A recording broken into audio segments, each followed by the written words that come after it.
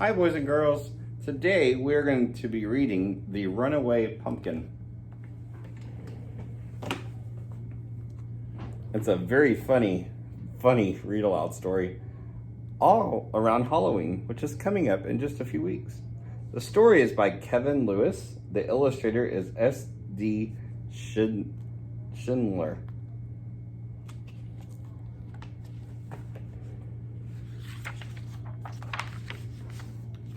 Once upon a hill, when the wind blew with the chill.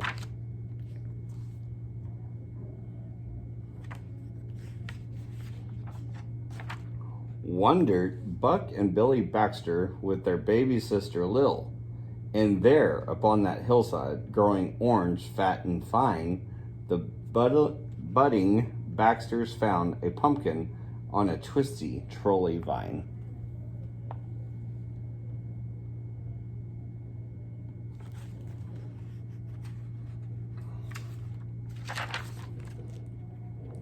It was big and it was round, and the boys, their eyes agleam, gave a whoop, a yell, a holler. No finer pumpkin had they seen, and today was Halloween.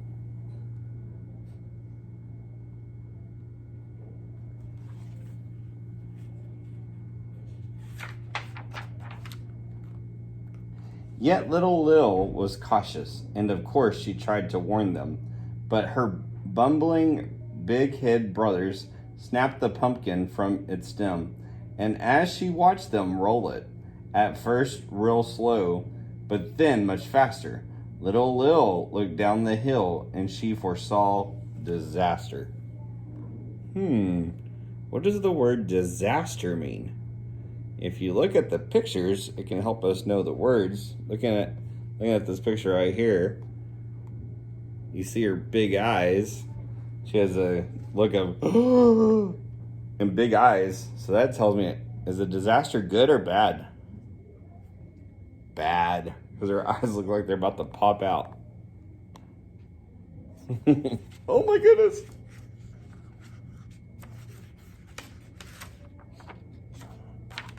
Round and round across the ground, making a thumpin', bumpin' sound, came that thumpity, bumpity, thumpin', bumpin', round and rolly runaway pumpkin.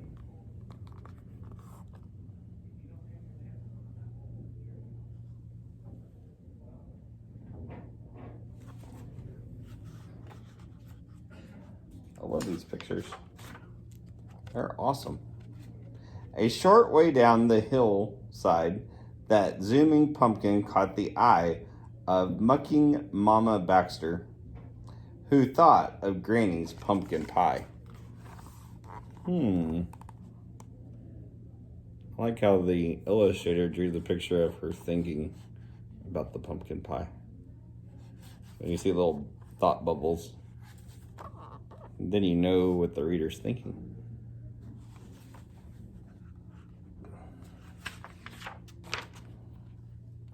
Till it busted through her sty. Round and round across the ground, making a thumpin' bumpin' sound, came that thumpity bumpity thumpin' bumpin', round and rolly runaway pumpkin.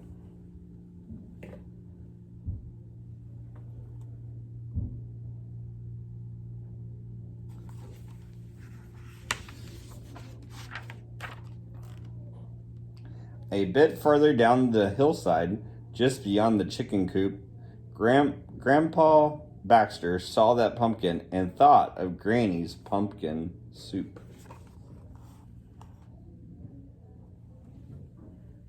There it goes, breaking the sty. And then he thinks of the soup. Till it knocked him for a loop. The chicken on top of his head. Round and round across the ground, making a thumpin' bumpin' sound, came that thumpity bumpity thumpin' bumpin', round and rolly runaway pumpkin.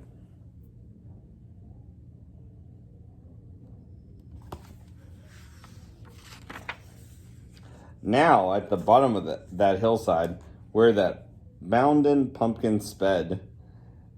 Papa Baxter, on his tractor, thought of Granny's pumpkin bread.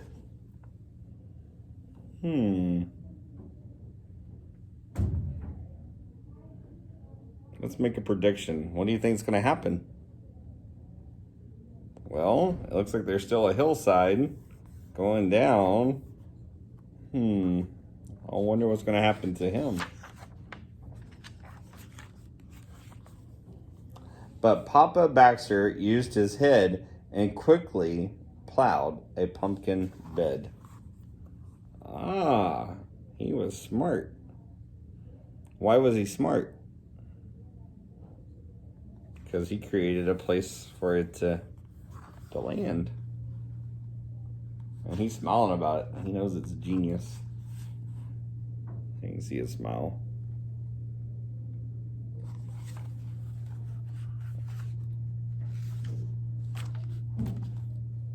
So at the bottom of the hillside, fat and round upon the ground, that thumpin' bumpin' pumpkin plopped, and didn't make another sound.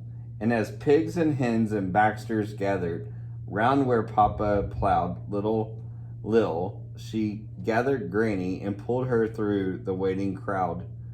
Buck and Billy looked really proud.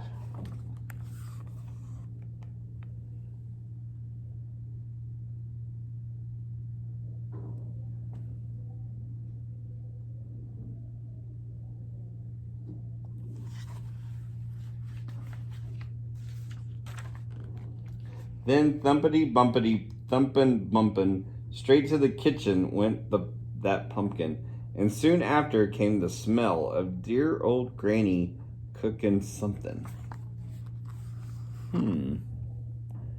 Remember this week we had talked about earlier about visualizing something. Well, I can picture something smelling good in the kitchen. I know my wife will cook sometimes. I know my family used to cook sometimes too. And the smell of food in the air.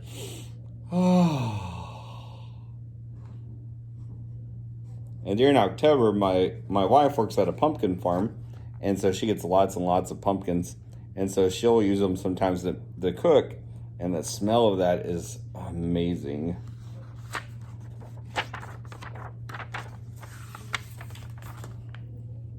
Granny stirred and stewed and baked until the bright full moon rose up, and all those hungry Baxters sat themselves right down to sup.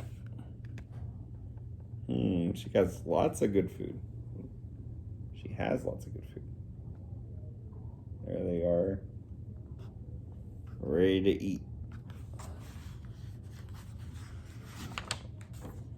And at the center of the table, among the soup and bread and pie, sat a grinning jack-o'-lantern with a twinkle in his eye.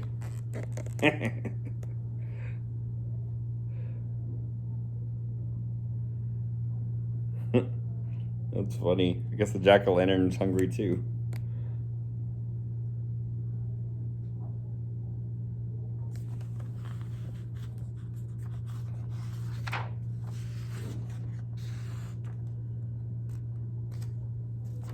For Lana, Bella, Emma, Hannah, Grace, and all girls who are on a roll. KL.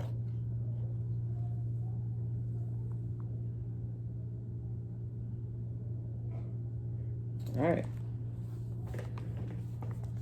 Now what we're going to do is we're going to look back at the story and we're going to find the most important parts. What are the most important parts of the story? Is it okay to open our book when we're answering questions or doing questions? Yes, we can use our book. Please open the book. Okay, Mr. Clump, I will open the book. Well, we know that a story has three main parts. Let me use a darker marker so you can see it. It has three main parts. It has, there you go, a beginning. That's what the B stands for, beginning. I'm going to zoom in the camera so that maybe you can see it better. We have a middle.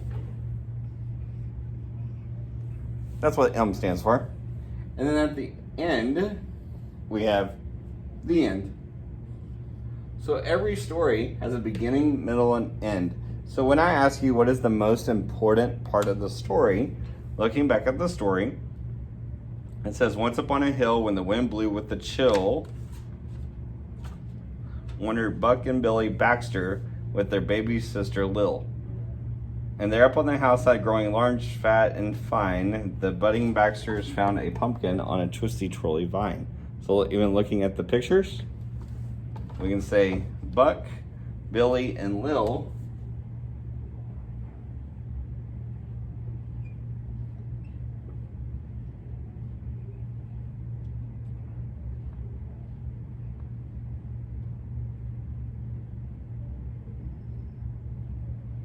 found a pumpkin.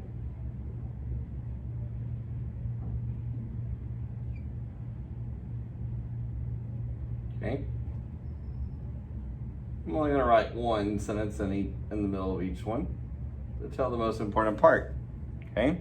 So, what happened to the pumpkin? You remember?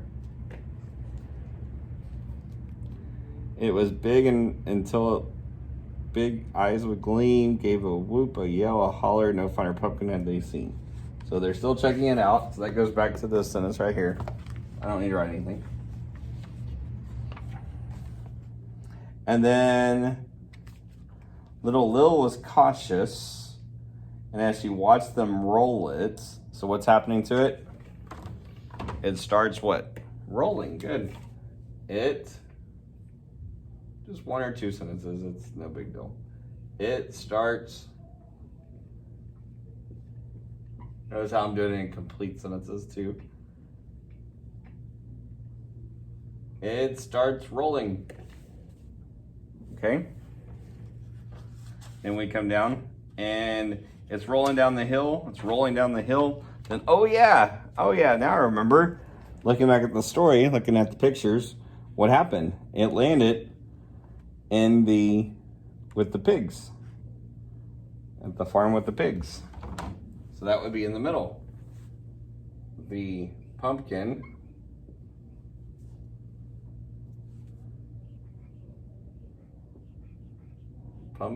landed at the farm. Landed at the farm. And then we go on from there. And it looks like it went through the pumpkin, went through that farm, down to another farm,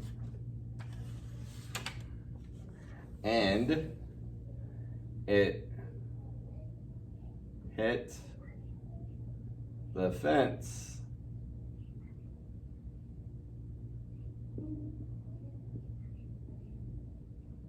of the pigs and the chickens. So if I look back at my story, that one page had pigs on it, this one has chickens on it. So there's my evidence. It hit the fences of the pigs and chickens.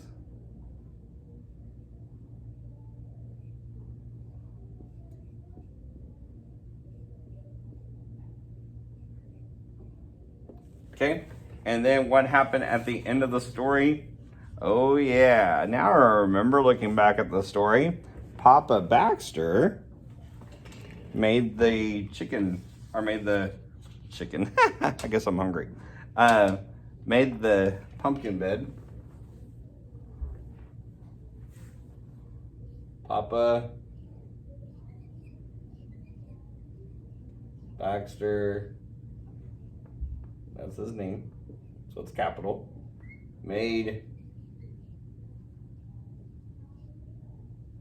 a pumpkin bed.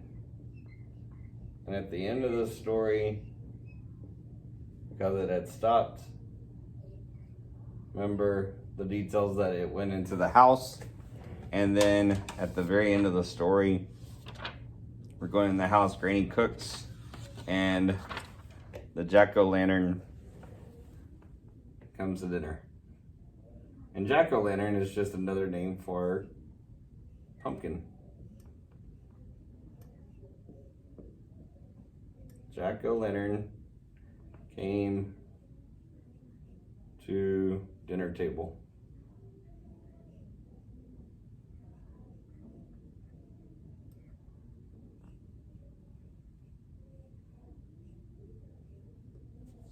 The end.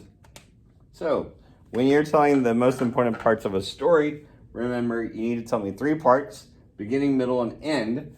And if Miss Mason or Miss Mobley or Miss Diaz had never read the story before, they walk into the room, they look at this right here, beginning, middle, and end, and they read, Buck, Billy, and Lil found a pumpkin. It starts rolling down the hill. The pumpkin landed at the farm. It hit the fences of the pigs and the chickens. Papa Baxter made a pumpkin bed. Jack-o'-lantern came to the dinner table. They should be able to read that and kind of retell the story to them, and then they're able to understand it. All right? So that's the whole point, but that's the whole purpose of doing it, is to be able to retell the story and for you to remember it. Okay? Have a wonderful day. Bye.